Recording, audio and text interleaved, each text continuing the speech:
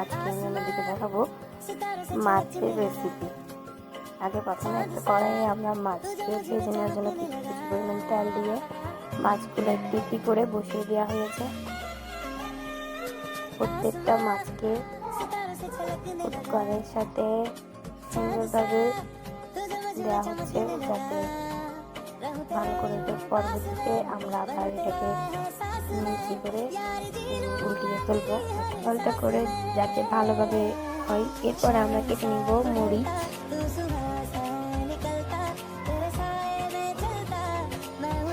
পরে আবার রসুন কুচি কুচি করে,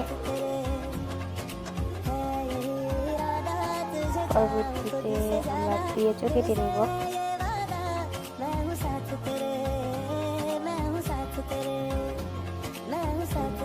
মাছগুলো যদি ভালোভাবে ভাজা হয়ে যায় তাকে আবার সুন্দর করে নেড়ে নিতে হবে যাতে না ভাঙে। আমাদের পুরো ভেঙে গেছে। এটা হচ্ছে কদু পাতা একটা নিয়ে বড় করে মাছটি মাঝখান বরাবর দিতে হবে। পরে এটাকে সুন্দরভাবে বটে ফেলতে হবে যাতে মাছটা না ভাঙে। সুন্দর করে এটাকে বটে দিয়ে কোনো কিছু যদি আপনাদের কাছে শলা থাকে শলা দিয়ে এটাকে ভালোভাবে আটকে দিতে হবে যাতে না ছুটে যায়, রান্নার সময় যাতে প্রবলেম না হয় বা ছুটে না যায়। তারপরে আবার একটা কড়াই নিয়ে সেখানে রসুন,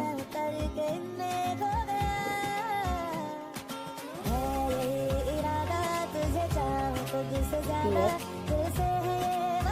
পরবর্তীতে মরিচ,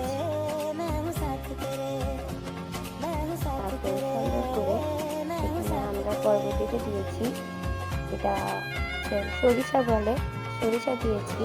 এটাকে না ভালোভাবে নিয়ে লবণ, স্বাদ পরিমাণের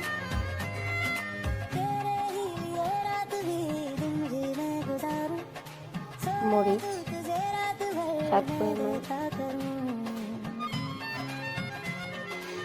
তারপরে কিছু পরিমাণে হলুদ দিয়ে দিব।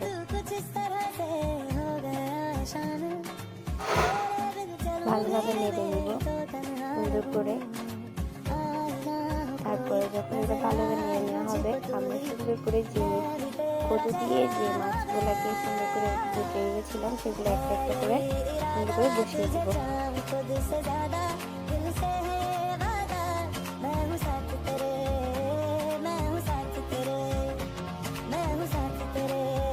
তারপর হয়ে গেলে এখানে আমরা ভালো করে একটাকে উঠিয়ে দেবো, ভালো করে মশলা যেন পাতার সাথে মিশে যায়, মাছের সাথে শুদ্ধ। তারপরে উপরে ধনিয়া পাতা দিয়ে আমাদের রান্নাটা এখন সমাপ্ত করব। আসসালামু আলাইকুম।